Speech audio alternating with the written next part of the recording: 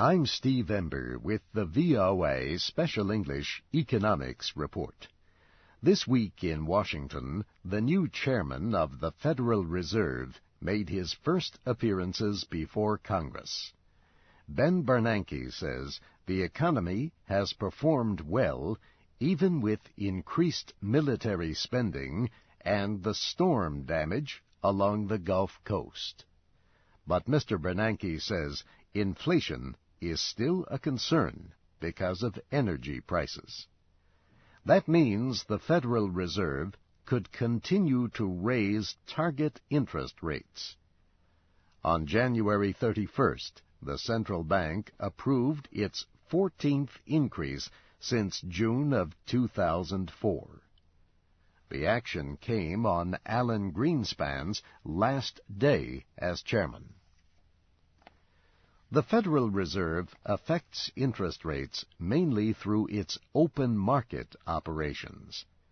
The Fed can either buy or sell United States government securities. These bonds, bills, and notes are all debt guarantees that pay interest until they are repaid. 30-year Treasury bonds are the longest-term debt that the government sells. The Fed suspended sales in 2001, but started again on February 9th.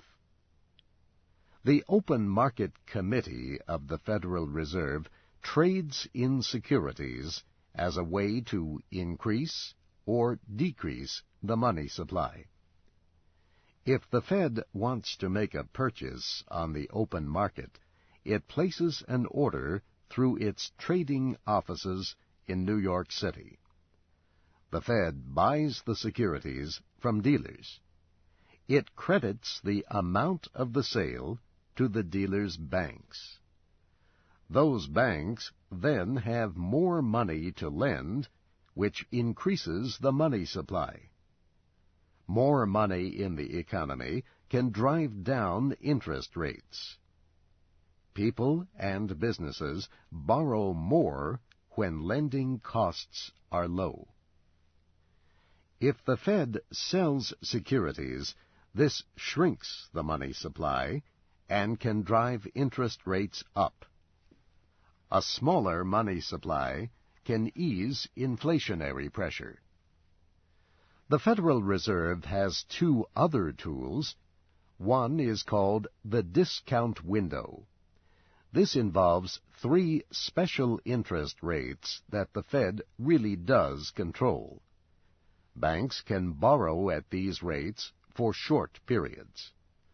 The program serves large or small banks, as well as those with seasonal needs like agricultural banks. Finally, the central bank can change the amount of money that banks are required to keep with the Federal Reserve itself. Increasing the reserves reduces the money supply, since it leaves banks with less money to lend. This VOA Special English Economics Report was written by Mario Ritter. Read and hear our reports at voaspecialenglish.com.